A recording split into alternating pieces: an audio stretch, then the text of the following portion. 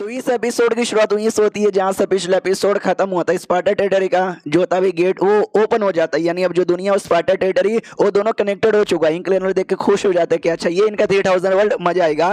एक इंक्लेन का मेंबर एकदम आगे भागता है, ये तो यार सबसे पहले इंक्लेन का मेंबर में बनूंगा जो यहाँ पे एंट्री मारेगा। तो यान के वहीं पे खड़ा था ना दूसरे साइड, तो वो रोक देता है, कहता है मेरे रतवर में तू अंदर नहीं आ पाएगा। ढेर सारी और भी इंक्लेन के बंदे आने को तैयार यहाँ पे थे, यान को यहीं पे खड़ा था। वो भी कहते कि जब तक मैं यहाँ पर हूँ ना मेरे रतवर में तुम क्रॉस करके यहाँ पे नहीं आ पाओगे। इतना बोलकर ना वो लड़ाई वड़ाई वहीं पे चालू कर देता है। अब आते भाई स्पार्टा टेरिटरी के अंदर जहाँ पे हमारे सारे इंसान लड़ाई कर रहे थे, वो लोग सैड हो जाते, आंखों से आंसू आ जाते कि अरे यार हजारों लाखों सालों से हम जिसकी प्रोटेक्शन कर रहे थे, जिस बात का हमको डर यहाँ पे था ना वही हो गया।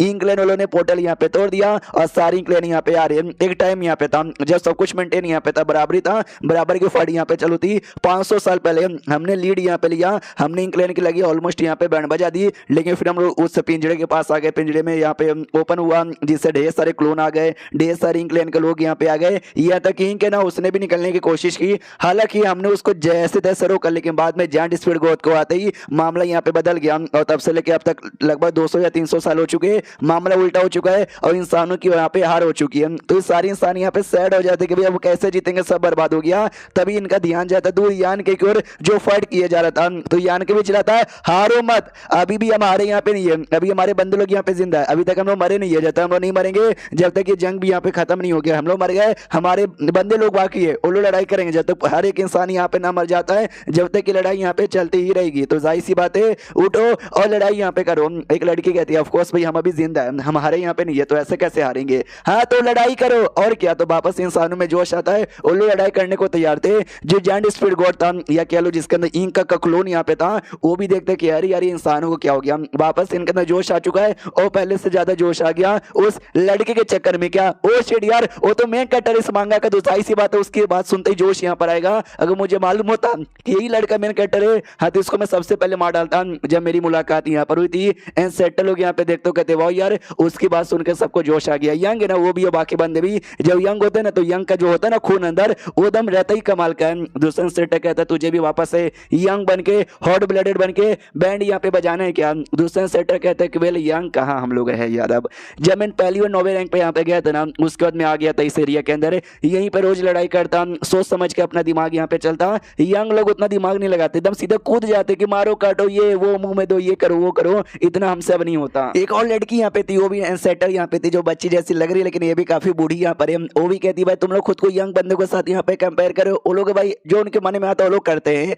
हाँ तुम लोग कभी भी उनका कंपेरिजन में नहीं आ पाओगे। हमारी जो स्माइल एंड सेटर ना वो भी कहती है मैं भी एक सेटर यहाँ पर हूँ, लेकिन तुम सबके मुकाबले ना मैं काफी यंग मानी जाऊंगी मैं, और ये जो वो क्यों है ना हम दोनों सबसे यंग माने जाएंगे, तुम तो हमारे साथ भी बराबरी नहीं कर सकते। और जो नए नए यंग बंदे उनके साथ तुम क्या घंटा कर पाओगे। ये लोग कहते हैं यस या तुम यंग हो, ये जो वो क्यों यंग हो, तुम हमारा फ्यूचर यहाँ पर हो। जो हमारे जूनियर्स है ना उनका ध्यान यहाँ पे रखना, हम बुढ़े हो चुके हैं, जिनकी आधी जिंदगी बाहर है और आधी जिंदगी कवर में है, जाओ प्रोटेक्शन करो दुनिया की, हम चले लड़ाई करने। ये भी कहती बकवास बंद करो, तुम ऐसा नहीं कर सकते।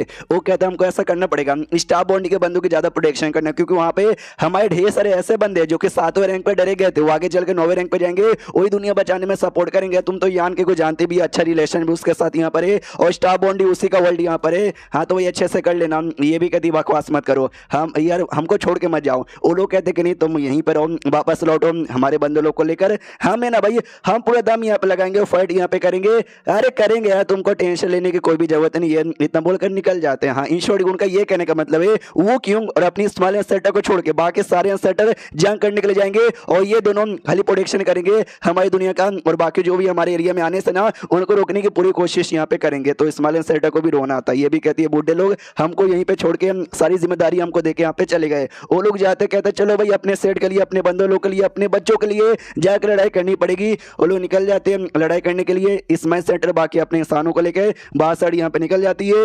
जंग यहाँ पर होता है और जो जंग ने कई साल के लिए यहाँ पे चलता है और लिटरली ढेर सारे जो सेटल लोग ना वो मारे जाते हैं, जो रॉयल लॉर्ड है वो भी यहाँ पे मारे जाते हैं, यहाँ तक कि जो ड्रैगन महाराजा यहाँ पे था वो भी मारा जाता है और जो फोनिक्स महारानी यहाँ पे थी वो भी यहाँ पे मारी जाती है। ये जो जंग यहाँ पे था ये जंग खत्म हो जाता है और समझो कि जंग के अंदर भी इंसान यहाँ पे हार चुके हैं और ये शायद चौथी हार यहाँ पे थी।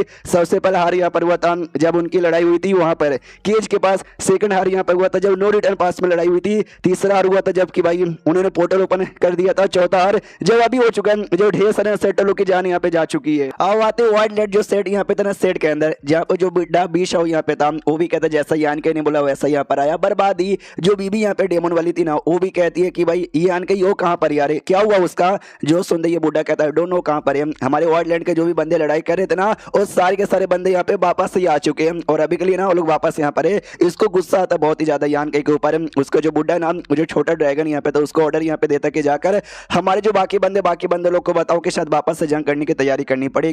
तो ये जो डेमन वाली थी रुयू वो अभी भी गुस्सा करती कि यान के भाई हमेशा चल जाता कहीं भी बिना कुछ बताए, हम बाकी लड़कियों को बाकी सौतनों को कितना टेंशन यहाँ पर होता है। वो जैसे वापस आएगा ना उसकी बैंड बजाऊंगी तो बुड्ढा जो सुनते ही कहता है कि भाई अरे यह लड़ाई यहाँ पे चालू है तो जाहिर सी बात है उसके ऊपर भी जिम्मेदारी यहाँ पर है, तो सारी चीजों पे ध्यान यहाँ पे नहीं दे सकता ना। अब यहाँ पे आते हैं यान के क्योर, जहाँ पे एक रॉयल लॉर्ड उसके पीछे यहाँ पे पड़ा हुआ था और भागे यहाँ पे जा रहा था और मनी मन यान के सोचता है कि वेल यार क्या यहाँ पे मैं बताऊँ क्या बताऊँ। जब मैं 7वें रैंक का था एक रॉयल लॉर्ड मेरे पीछे पड़ गया था, उस समय तो जैसे तैसे मैंने जान यहाँ पे निकाली थी, फिर से एक रॉयल लॉर्ड मेरे पीछे यहाँ पे पड़ चुका है, इस बार मैं जान यहाँ पे निकाल नहीं पा रहा। मैं कसम खा के कहता हूँ कि किसी दिन मुझे मौका यहाँ पे मिला और जब मैं 9वें रैंक पे यहाँ पे गया ना मैं तो भाई बैंड ही बजा दूंगा, कसम से मैं तो भाई इन सबके ना बैंड यहाँ पे बजा दूंगा। और अभी के लिए जो क्योटिस एरिया है उस एरिया में जाना चाहता है। पीछे स्विंग क्लैन वाला भी कहते हैं कि भाई तू तो गया, तू मेरे हाथों से बिल्कुल भी बच के जा नहीं सकता। यान के एरिया में आता है ये भी पीछा करते करते आ जाता है तो वो भी ऐसा चौंक जाता है रॉयल लॉर्ड की अरे बाप रे, जब से मैं पैदा हुआ ना जब से वो पिंजड़े वाले एरिया में था जहाँ पे अंधकार अंधेरा कुछ यहाँ पे काले काले के सिवाय और कुछ नहीं था,